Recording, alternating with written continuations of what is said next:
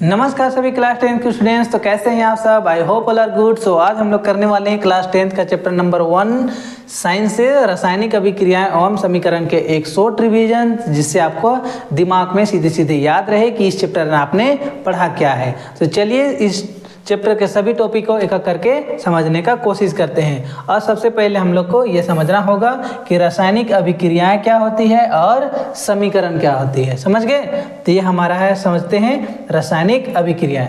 तो रासायनिक अभिक्रियाओं एक एग्जाम्पल से समझेंगे। समझ लीजिए आपके पास एक कच्चा आम था, वो कुछ समय के बाद पक जाता है। तो क्या पका हुआ आम को वापस कच्चा आम बनाया जा सकता है? नहीं। तो ऐसे बदलाव को क्या बोलेंगे हम लोग? रासायनिक अभिक्रियाओं के तहत वह बदलाव हुआ है, उसी को बोलते हैं रासायनिक अभिक्रिया। एक एग्जाम्पल खुद को ले लेंगे। जैसे कि हम लोग एक समय छोटे थे, आज हम लोग बड़े हो चुके हैं। तो क्या हम लोग खुद को फिर से वापस छोटा बनाया जा सकता है? नहीं। क्यों?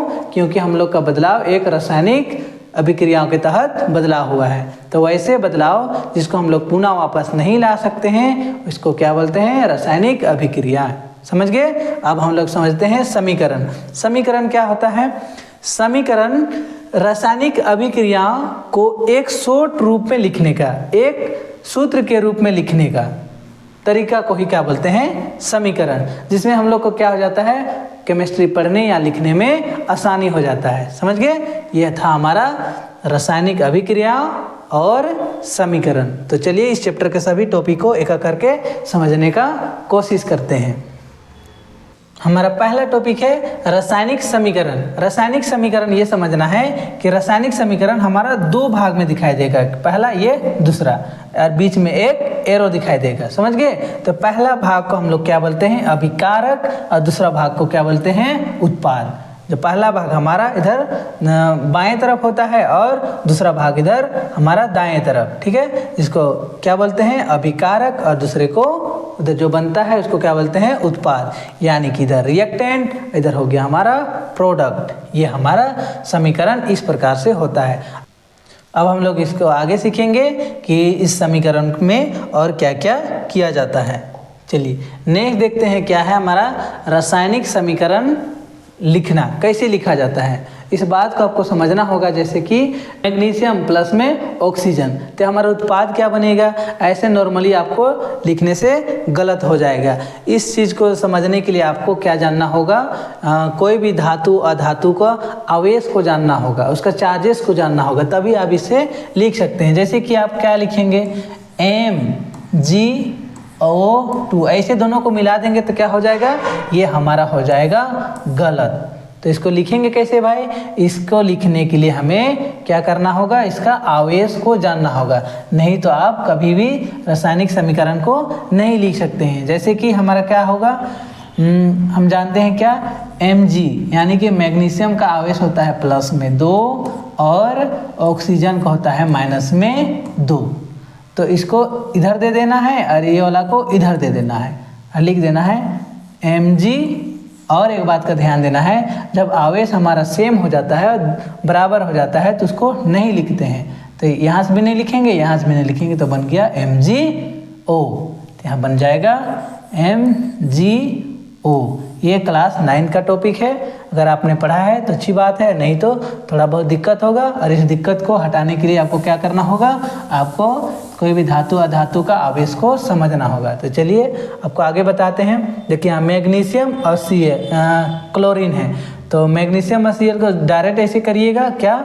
MgCl, तो हो जाएगा गलत। तो इसको लिखने के लिए हमें क्या करना होगा?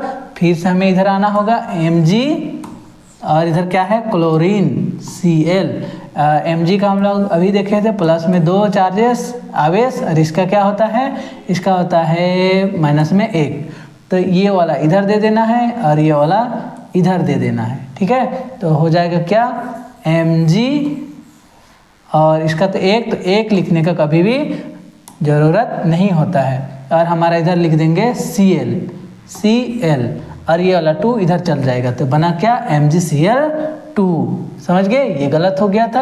अब हम लोग इसको अच्छी प्रकार से लिखेंगे क्या? MgCl2। इस प्रकार से रासायनिक समीकरण को लिखा जाता है। अब कोई बच्चा पूछेंगे कि आवेश क्या होता है भाई, अभी डाउट हो रहा होगा कि आवेश हम लोग जानेंगे क्या। तो कोई बात नहीं भाई, आपको क्या करना है, जैसे कि ऑक्सीजन का आवेश निकाल के दिखा देते हैं। ऑक्सीजन का परमाणु संख्या ज्ञात होगा, कितना है 8 है। तो इसका पहला कक्ष में जाएगा कितना, पहला कक्ष में जाएगा आपका 2 इलेक्ट्रॉन, दूसरा में 1 2 3 4 5 और 6, टोटल हो गया ना 8 इलेक्ट्रॉन, ये हो गया 8। आपको अब परमाणु संख्या 8 है तो इलेक्ट्रॉन आपने 8 क्यों लिखा है, ये आपको दिमाग में आ सकता है। तो आपको समझना होगा परमाणु संख्या और इलेक्ट्रॉन का संख्या सेम होता है, समझ गए, इसीलिए हमने यहाँ लिख दिया है। तो पहला घेरा में तो 2 चाहिए था, 2 पूरा हो गया। दूसरा घेरा में 8 चाहिए, मिला कितना 6, 1 2 3 4 5 6। तो इसको चाहिए कितना, और 2 चाहिए था, जो कि किसी से लेना पड़ेगा, यानी कि ये उधारी लेगा भाई। तो उधारी को माइनस में डालते हैं, इसका आवेश कितना हो गया -2। समझ गए, इस प्रकार से आवेश निकाला जाता है। एक आवेश के लिए एक अलग से वीडियो बनाना होगा, नहीं तो अभी बहुत लंबा वीडियो हो जाएगा, ठीक है। चलिए अभी के लिए यहीं तक सीखते हैं। देखिए एल्युमिनियम का क्या होता है, Al, और इधर ऑक्सीजन। एल्युमिनियम का होता है प्लस में 3 और ऑक्सीजन का हम लोग जानते हैं माइनस में 2। ये देगा इसको, ये दे देगा इसको, और हो जाएगा L, इधर वाला 2 इधर और O का नीचे इधर 3। तो क्या बन जाएगा Al2O3। इस प्रकार से लिखा जाता है क्या, रासायनिक समीकरण। ये आपके लिए 2 काम दे देता हूँ जिसे आप कर सकते हैं। इसका आवेश बता देता हूँ, इसका आवेश 1 है, इसका भी 1 है, इसका वाला 4 है, इसका 1 है। तब बना सकते, ये उधर चला जाएगा, इधर आ जाएगा, ठीक है। आई होप आप इसे समझ चुके होंगे। हम लोग बढ़ते हैं आगे की ओर। नेक्स्ट टॉपिक है हमारा संतुलित रासायनिक समीकरण का महत्व। अब इस टॉपिक को समझने के लिए हमें एक बात जानना होगा, क्या कि द्रव्यमान के संरक्षण का नियम, ये द्रव्यमान संरक्षण का नियम ये कहता है ना ही कभी द्रव्यमान को द्रव्यमान बनाया जा सकता है, ना ही द्रव्यमान को कभी क्या बोलते हैं, इसको विनाश किया जा सकता है। उसी नियम के तहत हम इसके रासायनिक समीकरण को क्या बोलते हैं, करते हैं, संतुलित करते हैं। क्यों, अगर इधर अभी कारक की तरफ अगर 5 kg है तो इधर भी 5 kg ही होना चाहिए, समझ गए। इसका मतलब ये है, यानी कि कभी भी द्रव्यमान घटना नहीं चाहिए, बराबर होना चाहिए। इसी को पूरा करने के लिए ये क्या संतुलित किया जाता है। कैसे होता है, देखिए इधर हमारा Fe3 है, इधर सिंगल दिखाई दे रहा है 1 है, तो इसको 3 बना दीजिए। क्या करना है, इसको 3 कर दीजिए। तो Fe3 यहाँ रहे या यहाँ रहे, इसका मतलब सेम होता है, कोई बात नहीं। तो ये हमारा Fe3 हो गया, इधर भी Fe3 हो गया। अब देखिए इधर ऑक्सीजन 4 है, ऑक्सीजन 1 दिखाई दे रहा है, तो इसको बना दीजिए 4। लेकिन ऑक्सीजन को 4 बनाने के चक्कर में हमारा क्या हो गया, हाइड्रोजन ये 2 पहले से और इधर 4, 4 दूनी 8, 6 नहीं, ये मल्टीप्लाई के रूप में 4 दूनी 8 करना है, तो 8 हाइड्रोजन बन गया। तो इधर भी हम लोग को 8 हाइड्रोजन करना पड़ेगा, 4 दूनी 8, 8 hydrogen 8 hydrogen, 3 Fe 3 Fe, 4 oxygen 4 oxygen, यानी कि ये संतुलित हो चुका है। इस प्रकार से संतुलित करते हैं।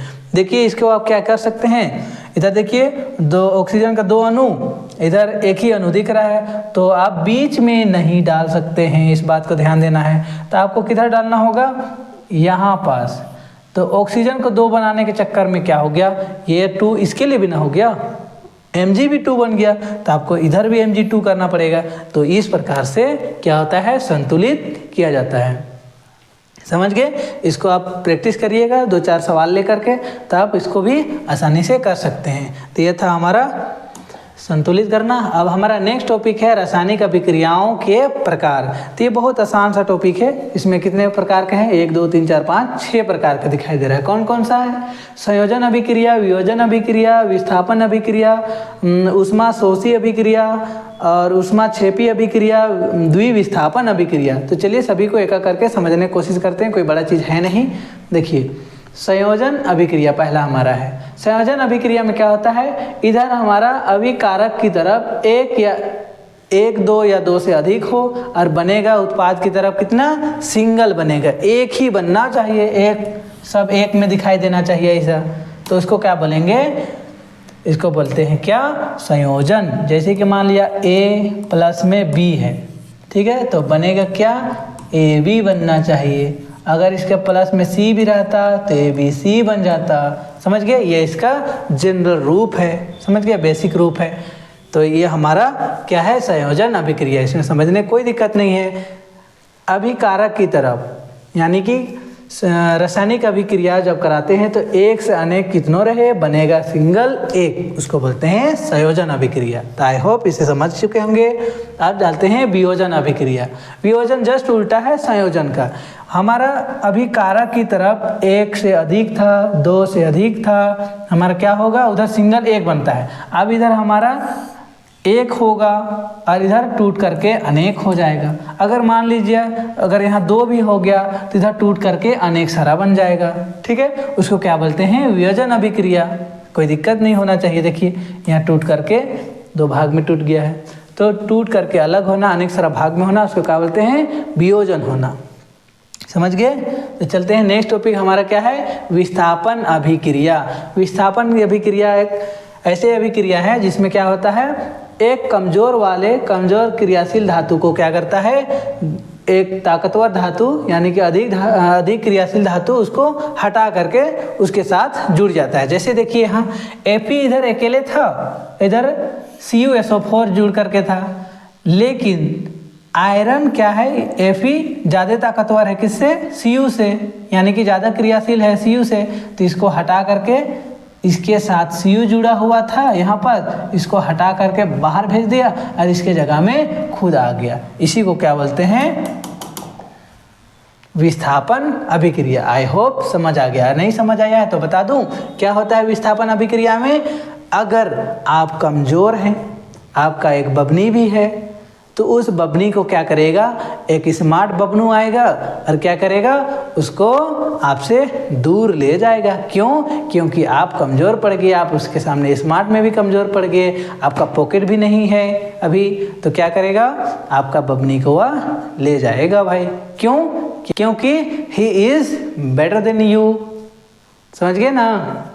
तो यही हुआ यहाँ पर, जो ज़्यादा ताकतवर हुआ, जो स्मार्ट हुआ, वो अपने दूसरा को हटा करके घुस गया, Cu को हटाया और अपने घुस गया, किसके साथ, SO4 के साथ। समझ गए। यहाँ भी देखिए Cu से ज़्यादा ताकतवर है कौन, Zn, तो Zn इसको हटा करके, Cu को हटा करके यहाँ घुस गया अपने, और Cu को साइड में कर दिया। तो ये क्या हो गया हमारा, विस्थापन अभिक्रिया। समझ गए। विस्थापन क्रिया अभिक्रिया को याद रखिएगा भाई, नहीं तो आपका जीवन में भी विस्थापन हो जाएगा। समझ गए। तो चलते हम लोग नेक्स्ट टॉपिक और इसको समझने के लिए आपको क्या याद होना चाहिए, वो क्रियाशील वाला चार्ट याद होना चाहिए। जैसे कि क्या क्या होता है, पोटेशियम, सोडियम, मैग्नीशियम, एल्युमिनियम, वो सबको चार्ट वाइज याद कर लीजिएगा ताकि आपको याद रहे और ये सब विस्थापन अभिक्रिया में आपको सहयोग मिले। ठीक है। तो चलते हम लोग नेक्स्ट टॉपिक की ओर। नेक्स्ट हमारा क्या है, ऊष्मा शोषी अभिक्रिया। ये नॉर्मल सा है। ऊष्मा शोषी क्या होता है, वैसे अभिक्रिया जिसमें अभिक्रिया कराने के लिए उसको ऊर्जा देना होता है, ऊर्जा देना होता है, उसको क्या बोलते हैं, ऊष्मा शोषी अभिक्रिया। हो गया, नो प्रॉब्लम।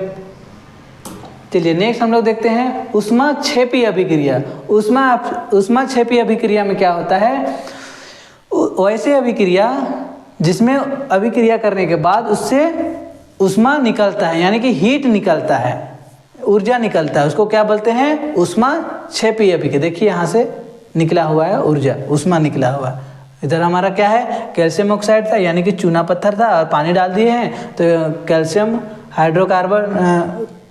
हाइड्रो ऑक्साइड बना है और इधर ऊर्जा निकला है, तो क्या बोलते हैं उसको, ऊष्मा क्षेपी। समझ गए यहाँ तक। अब हम लोग बढ़ते हैं नेक्स्ट टॉपिक की ओर। नेक्स्ट हमारा है द्विविस्थापन अभिक्रिया। द्विविस्थापन अभिक्रिया, उससे पहले हम लोग क्या देखें, विस्थापन अभिक्रिया। विस्थापन अभिक्रिया में क्या हुआ था, हमारा एक को हटा करके वहाँ दूसरा घुस जाता है, जो ज़्यादा क्रियाशील होता है वह। समझ गए। यहाँ भी देख सकते हैं क्या हुआ है, सोडियम है और SO4 है, उधर उत्पाद क्रम क्या हो गया, SO4 के साथ Ba जुड़ गया। इसमें देखिए Cl यहाँ गलती हुआ है, ये हमारा कैपिटल लेटर में होगा,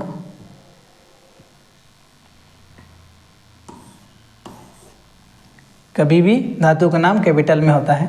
तो Cl था, Cl के साथ क्या हो गया है, इधर देखिए Cl के साथ Na सोडियम जुड़ गया है, ठीक है ना।